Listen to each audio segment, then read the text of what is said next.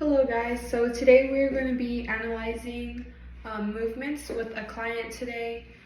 My topic is running, jumping, and walking. And with all these movements, what we have in common is that they're usually used in our daily life when we do activities. And for this specific example, my client is a younger age from K through 12, and so a lot of the times this person is doing activities throughout the day that include all these three: running, jumping, and walking.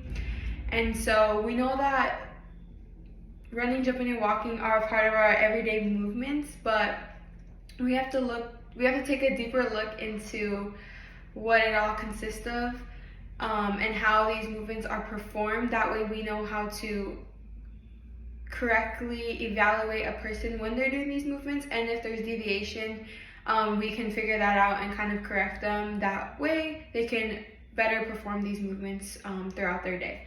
And so here we're going to have my client, and so she's going to be performing movements that I'm going to be assigning to her, and also I'm going to be conducting them to show her how they're going to be performed. So first, starting off, we're going to be doing running. Running, it's going to be, we all know what running is, but it's going to be consisted of a, faster movement. It's going to engage a lot of our muscles in our legs, which would be the quadriceps muscle group. We have our hamstrings group. We're going to have our gastrocnemius, our soleus, all conducting. A lot of the motion is going to be within our knee joints and our hips, but we also have to include the movements of our arms, which are going to be using our elbow, our glenohumeral joint. So with this, I'm going to perform how to actively run. We want to make sure that so I'll perform first for my client. We want to make sure that we are first getting a stance. So we're going to have one foot in front of the other, placed on the ground, and we kind of just want to have like a motion. We want to have our hips flex a little bit, and we're just going to have a little ready stance, and once I say go, we're just going to run. So we want to always make sure that our arms are in full motion, completing the flexion and extension, and with our hips, we want to make sure they're a little bit flexed, and a perfect stance. So now I'm going to have my client perform the running. We want to make sure that your stance is correct. Your hips are a little bit flexed. You have one arm up, and then when I say go, you're just going to run and then come back. Ready, go. Okay, so we want to make sure that we are not just like on our tippy toes, as you've seen in the previous couple of seconds. She was kind of going like this. We want to make sure it's carried out. So you want to fully, when you take a step, you're going to fully step when you're running to make sure we're conducting those. And then moving on, we'll have my clients. Now we're going to be talking about the tests that we're going to conduct. So to test how her running skills are, we're going to have her do sprints. And again, it's going to be kind of like the same motion.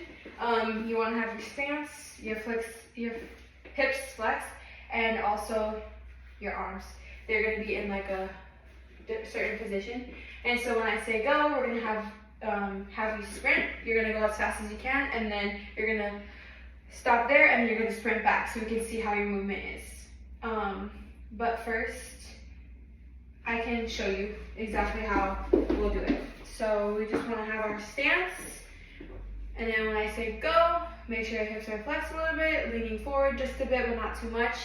And we're gonna say go, and you want to just stop, and then here, same thing, stop. Okay. All right. So now we have my client do it. She has her stance, hips are flexed, and then her arms are in a certain position. Ready, go.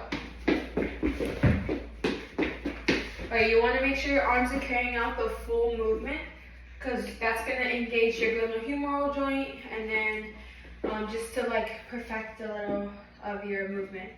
Moving on, we're going to talk about jumping. So jumping is required a lot with little kids because they like to do certain activities and everything like that. And jumping, when we jump, we're performing a huge, like, we're using a lot of power when we jump, and so it's really engaging your knees.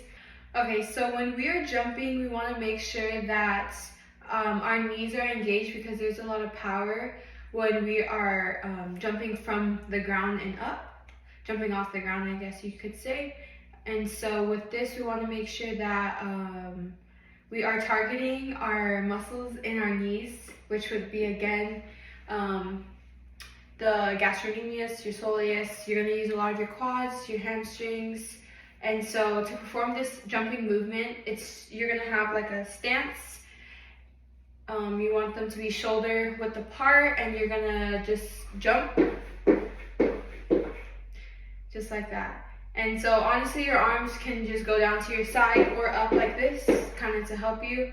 But you just want to make sure that you're flexing your knee a little bit once you come down. And so you just kind of want to, because if you don't jump and flex your knee when you're down, you're going to be stiff and you're going to put more impact on your knee, which is not good. So with my client, I'm going to have her do the same. So I'm going to have her here in a stance, legs shoulder width apart, and you can keep your hands up like this if you want to, closed fist. And then I'm just going to have you kind of just jump in place, and you can go. Perfect. Okay. And so now a test that I'll be doing with this to further engage like the jumping is going to be a squat jump. Squat jumps are kind of performed like regular jumping, but with this you're going to have your legs shoulder width apart, and you're also going to just want to have your arms, like you can have your arms with your hands open in a closed fist, and you kind of just want to squat, and then you kind of want to just release. When you release, you want to make sure all your force is like coming up because you're going to be doing a big jump.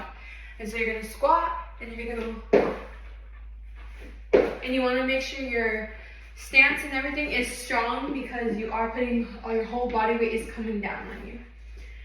Stance is good, and then you can have your hand open, closed fist. Perfect. All right, and then you're going to want to squat down, and then once you squat down, you're going to about to go up and release. You want to make sure you're using all your power and keep your position. Ready, go. Perfect. Okay, and when you are jumping, you also want to make sure that you're not leaning too much forward like this. You kind of want to keep your back, so yeah, your back needs to be straight. When you are doing the movement, I can show you like this. You're going to be squatting down, and then you're going to, we don't want to be bending like this because we want to have it. Okay, so my client will show you. She's going to turn laterally. Okay. Good. Perfect. Okay. And so now moving on to our last movement that we're going to be assessing is going to be walking. So walking is used in our everyday today. It's going to let us know if we're having balance. We need to have the right coordination, and this kind of uses a lot of our muscles, I guess you could say. It's using a lot of our joints because when we're walking, we tend to be like moving our arms, so our glenohumeral joint, but also hip joint as well. And then we are using our knees as we're taking steps. We're using our ankles. All those joints are going to be we're going to be using. So typically when someone's walking, it's just a typical.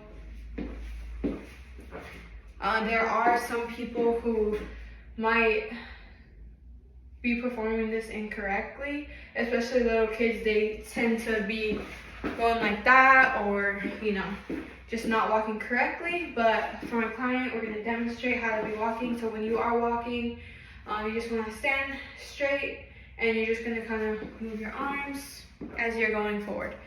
And so she'll go ahead and perform for you guys. Perfect. Good. Right, and then that's just your regular walking. Now to test this, so like I said, walking does use a lot of coordination and balance. We're going to do a heel to toe test. So the heel to toe test is going to be you're placing your one foot first, and then you're gonna have your next foot kind of go in front, and this is gonna help test your balance. Hands to the side, and you're just gonna keep following that. And so if you do start to go wobbly, I mean, there we can see a deviation if someone is, but for the most part, someone should be able to do this. But in little kids, they do struggle with their balance and everything, so if it's not horrible, but just to help them get better, of course, we would need to make sure that they're not like stumbling. So here my client's gonna perform the test of heel to toe. So we're gonna wanna place your right foot forward, okay? That will be our starting foot. And then what we wanna do is you're gonna bring your left foot in front of there you go. And you're just gonna keep following that. You wanna keep your balance, kind of go moderate pace, okay? All right, now I'm gonna have you turn around and then we can show it as you're going back. There you go, one foot in front of the other. Perfect. Okay, and so those were the 3 tests that I decided to do just to test the jumping, the running, and the walking. So thank you.